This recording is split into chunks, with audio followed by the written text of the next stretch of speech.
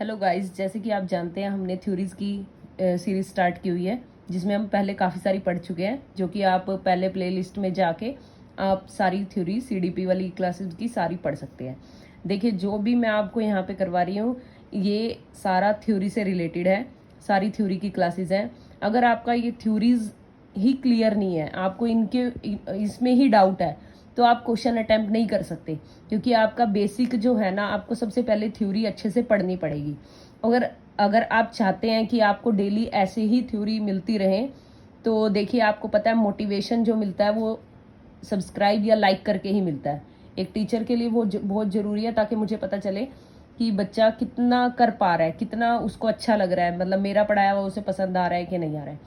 अभी इस थ्योरी के एंड में आप सारे क्वेश्चन अटेम्प्ट करने के लिए तैयार रहना, क्योंकि इसके बाद आप बिल्कुल अच्छे से कर पाओगे, जहां मैंने एक बार इसको करवा दिया। ठीक है, तो हम इसके लिए स्टार्ट करते हैं।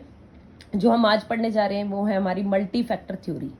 सबसे पहले मैंने पहले भी बोला हुआ है आपको, कोई भी थ्योरी है that is multi factor theory, बहुतत्व सिद्धांत, कोई भी थ्योरी हो, सबसे पहले आपको उसके बारे में सबसे बातें जो जाननी है, या उसके किसने दी वो, उसकी या फिर नेम कब आई, तो ये सब चीज़ें जानना जरूरी होता है। सबसे पहले जब मैं बात कर रही हूँ मल्टी फैक्टर यानी बहुतत्व सिद्धांत की, इसके अनदर नेम क्या है, मतलब इस थ्योरी के काफ़ी सारे अलग नेम हैं।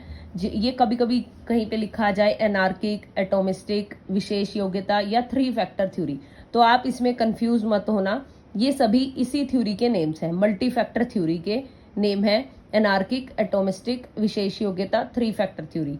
वैसे तो ये थ्योरी अभी इतनी, मतलब वैसे तो ये हटा दी गई है एक तरह से, पर लेकिन अभी भी एग्जाम्स में, ये सारे कम्पिटिटिव एग्जाम्स में ये पूछी जाती है। तो इसलिए खासतौर पे टेट वाले एग्जाम्स में, टेट एग्जाम्स में ये सारी थ्योरीज जो है मैंने करवाई हैं, ये पूछी जाती हैं, स्पेशली मल्टी फैक्टर थ्योरी। और आप जब इसके बारे में पढ़ेंगे तो सबसे पहले ये जानना है कि किसने दी ये एडवर्ड थॉर्नडाइक ने, जो कि एक अमेरिकन साइकोलॉजिस्ट थे। सबसे पहले हमें एडवर्ड जो थॉर्नडाइक है उनके बारे में क्या क्या जानना जरूरी है, कि ये कौन थे, अमेरिकन साइकोलॉजिस्ट। और सबसे मेन इंपॉर्टेंट बात, इनको क्या कहा जाता था, father of modern psychology, father of modern educational psychology. Educational मतलब शिक्षा, यानी ये शैक्षिक विज्ञान के फादर थे। ठीक है, आधुनिक शैक्षिक मनोविज्ञान के फादर इनको कहा जाता है। और ये थ्योरी जो मल्टी फैक्टर थ्योरी है, यह थ्योरी इन्होंने कब दी, 1920 में।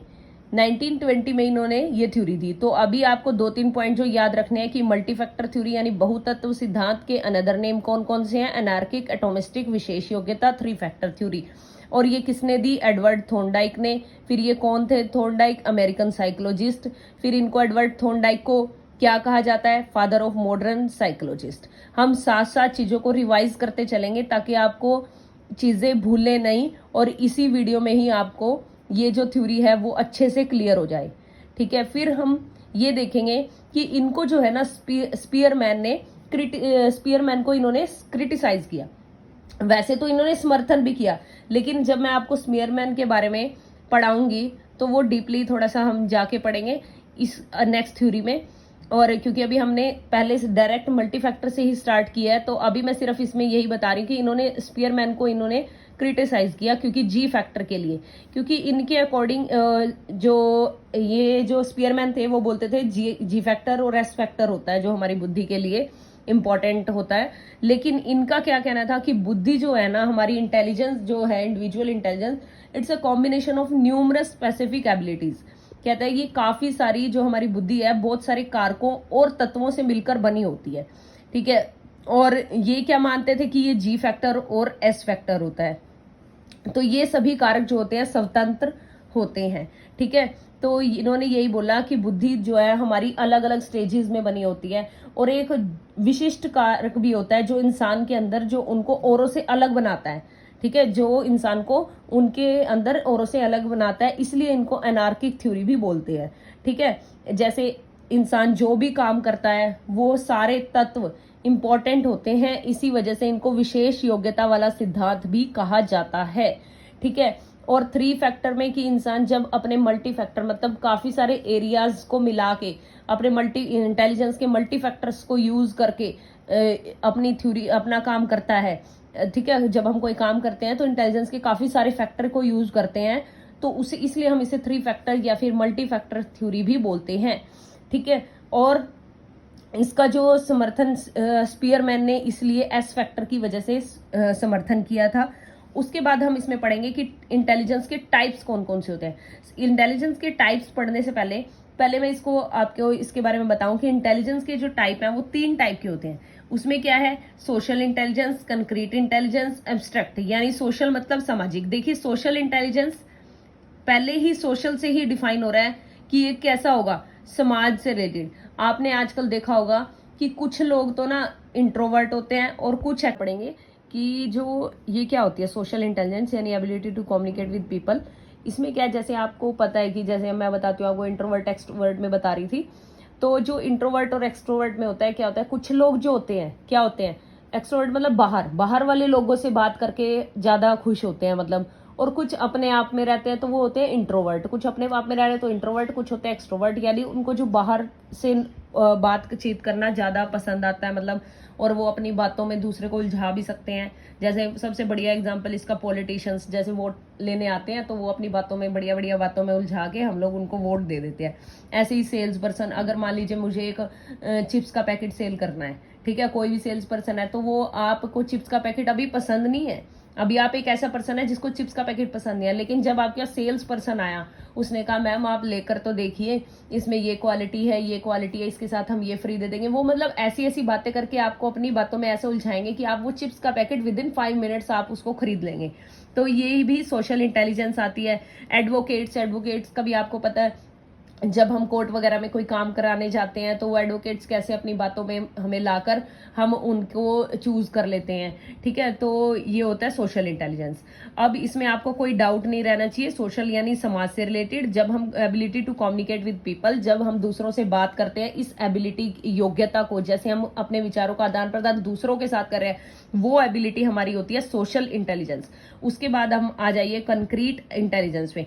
कंक्रीट इंटेलिजेंस क्या होती है, जब ability to control your body and manipulate concrete objects. कैसे, इसका सबसे बढ़िया एग्जांपल क्या है, मान लीजिए आपके सामने कोई चीज रखी है, इसमें जब हम अपने सामने रखी हुई चीज को, यानी मूर्त, जब हमने कोई सामने रखी हुई चीज पे काम कर रहे हैं, तब वो हमारा क्या होता है, कंक्रीट इंटेलिजेंस होता है। जैसे इसका एक एग्जांपल सबसे बढ़िया जो मैं बता रही थी, वो सबसे बढ़िया एग्जांपल ये है, जैसे आपने छोटे होते बच्चों की पेंसिल बॉक्स देखी होगी, उस पेंसिल बॉक्स के ऊपर एक वो गोली सी छपी होती है, उसको पूरा सर्कल सर्कल घुमा के, और आपको उसमें जैसे वो पेंसिल बॉक्स के ऊपर छपी होती थी ना, जिसमें अपना गोलियां डालनी होती थी। जैसे मेरे पास एक ये पड़ी है गेम बच्चों की, तो इसमें क्या होता है, जब हमारे सामने ये चीज पड़ी है तो हम इसमें क्या कर रहे हैं, ये ऐसे ऐसे इसको घुमा के हिला के डाल रहे हैं। तो ये हमारा कैसा होगा, जब हम सामने पड़ी हुई चीज पे वर्क करते हैं तो उसे हम बोलते हैं कंक्रीट इंटेलिजेंस या मूर्त चिंतन या मूर्त बुद्धि। ठीक है, तो इसमें आपको कोई डाउट नहीं रहना चाहिए। इसका और एग्जांपल है मैकेनिक्स, जैसे अपने सामने कार खड़ी है, तब वो उस पर वर्क कर पा रहा है, अपने सपनों में तो नहीं करता ना, अपने आप करता है, देख के चीज को करता है, तभी तो उसे फॉल्ट मिलता है। तो इसे ही हम बोलते हैं कंक्रीट इंटेलिजेंस। और एक और एग्जांपल, पजल बॉक्स। आप आजकल बच्चों को अपना पजल बॉक्स दे देते हैं, उसे बोलते हैं सॉल्व करिए। जब वो अपने हाथों की मूवमेंट से उसको मैनिपुलेट करके, उसको बॉडी के हैंड वगैरह से ऐसे ऐसे करके, मतलब उसके ऊपर फोर्स लगाएगा, उसको देखेगा कि कैसे इसको सॉल्व करना है, एक एक कलर को मैच करता जाएगा, सभी कलर्स जब सभी साइड्स पे आ जाएंगे तो वो पजल सॉल्व हो जाती है। तो उसे ही हम बोलते हैं कंक्रीट इंटेलिजेंस। तो हमने अभी 2 पढ़ी, social intelligence, concrete intelligence. Concrete social यानी सामाजिक, और कंक्रीट यानी मूर्त। उसके बाद आ जाओ एब्स्ट्रैक्ट इंटेलिजेंस। एब्स्ट्रैक्ट से आपको पता लग जाना चाहिए कि अमूर्त, जो अमूर्त बुद्धि है, ये कहाँ पे होती है, the ability to verbal and symbolic thinking.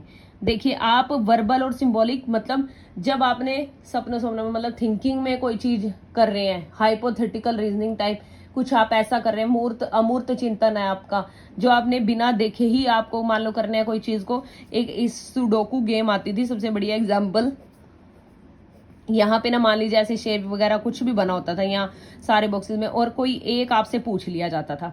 ठीक है, तो उस गेम को सॉल्व करना, तो वो क्या है, हमारी एब्स्ट्रैक्ट इंटेलिजेंस। कौन सी आ जाती है, एब्स्ट्रैक्ट इंटेलिजेंस। तो आपको ये मल्टी फैक्टर में ये सारा पता होना चाहिए। उसके बाद आ जाइए, जब हम कोई काम करते हैं तब हम इंटेलिजेंस के मल्टी फैक्टर को यूज करते हैं। ये तो हमारा इंटेलिजेंस के अंदर जो मैंने अभी आपको थ्योरी के टाइम पे बताया था कि हम इसको एनार्किक या मल्टी फैक्टर या फिर 3 फैक्टर थ्योरी क्यों बोलते हैं। तो इसलिए हम इसे बोलते हैं कि जब हम कोई काम करें इंटेलिजेंस के मल्टी फैक्टर को यूज करते हैं। सबसे पहले जैसा कौन सा, लेवल। सबसे पहले इसमें क्या आता है, लेवल, फिर रेंज, फिर एरिया, फिर स्पीड। अब आइए लाइन वाइज इनको पढ़ते हैं। First one is level. Level का मतलब है कि आपका टास्क कैसा है। देखिए आप क्वेश्चन कर रहे हैं, मान लीजिए आपको एचटेट का एग्जाम देना है, तो आप सबसे पहले क्या करेंगे, आप ना वही मटेरियल सर्च करते हो। मैंने देखा है कि आप लोग वही मटेरियल सर्च करते हो जो आपको इजी लगे। आप यूट्यूब पे वही वीडियोस देखते हो जो आपको इजी लगे, जिसके आंसर आप कर पा रहे हैं, ठीक है ना। तो आपका लेवल बढ़ना चाहिए। तो इजी से मॉडरेट, मॉडरेट से हार्ड, जब तक आप इस फॉर्म में नहीं करेंगे ना तो आपका एग्जाम भी क्लियर नहीं होगा।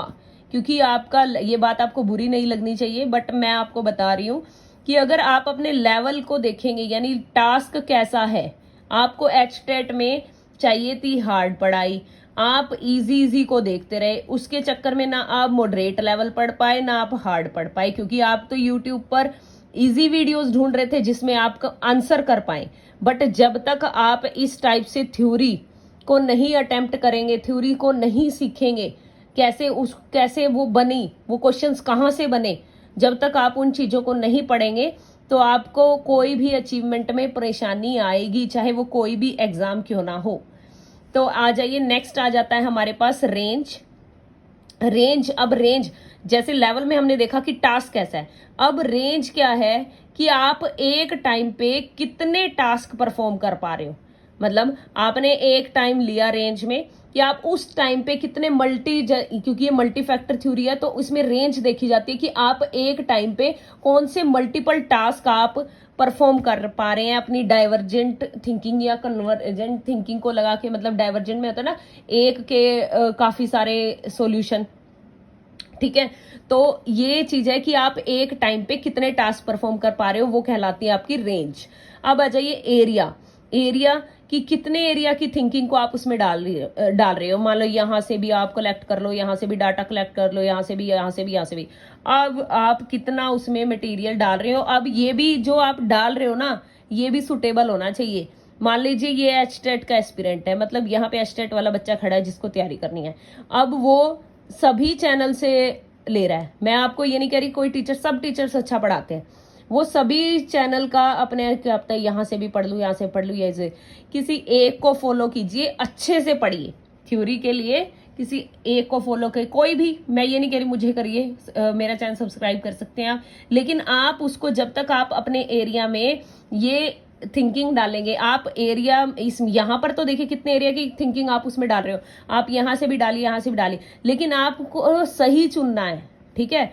तब वो आ जाता है एरिया में। उसके बाद स्पीड। स्पीड होती है कि गति कितनी है, गति कितनी है मतलब रिलेटेड टू टाइम, कि कितने टाइम में कितना कर पा रहे हो। मान लीजिए मैंने आपको इजी क्वेश्चन दे दिए तो आप उसको 5 मिनट्स में कर दोगे, ठीक है। मतलब जितना भी टाइम क्वेश्चन के अकॉर्डिंग कि कितने क्वेश्चन दिए और आप कितने लिमिटेड टाइम में आप उसको कर देंगे। तो वो स्पीड बताते हैं इसमें कि कितनी स्पीड उसकी बनती है, मतलब टाइम से रिलेटेड होती है ये। तो यही सब हमने इसमें मल्टी फैक्टर थ्योरी में पढ़ा। इस छोटी सी थ्योरी में बस इतना ही था जो मेन फैक्टर आपको मैंने बताए ध्यान रखने वाले।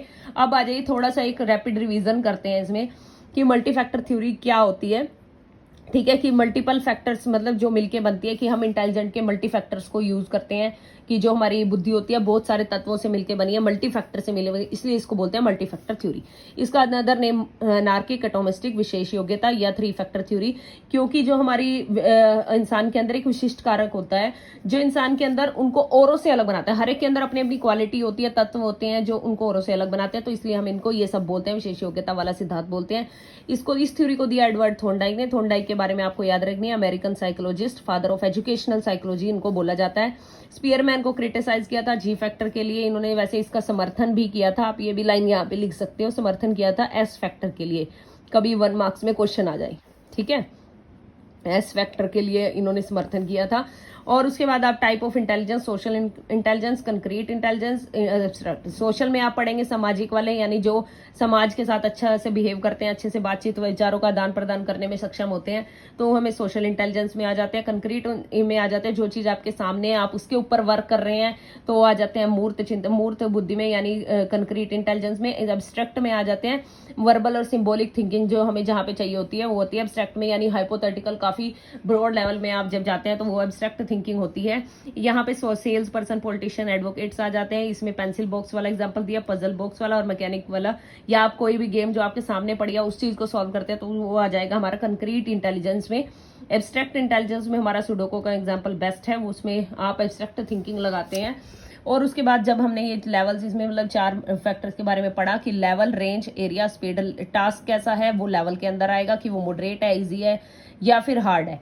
रेंज में कि आप कितनी एक टाइम पे कितने टास्क परफॉर्म कर पा रहे हैं, वो आ जाएगा रेंज के अंदर। एरिया आ जाएगा कि कितनी एरिया की थिंकिंग आप उसमें डाल रहे हो, और स्पीड, आपकी स्पीड कितनी है। तो thank you so much for watching. आप देखिए इसको, चैनल को सब्सक्राइब भी कर सकते हैं अगर आपको वीडियोज अच्छी लगे, और अगर आप और ज़्यादा अच्छा चाहते हैं कि मैं आपको और थ्योरीज या फिर और सीडीपी का या अदर एचटेट एग्जाम्स का या फिर किसी भी टेट एग्जाम्स के बारे में पढ़ाऊं, तो आप मेरे चैनल को लाइक जरूर करें।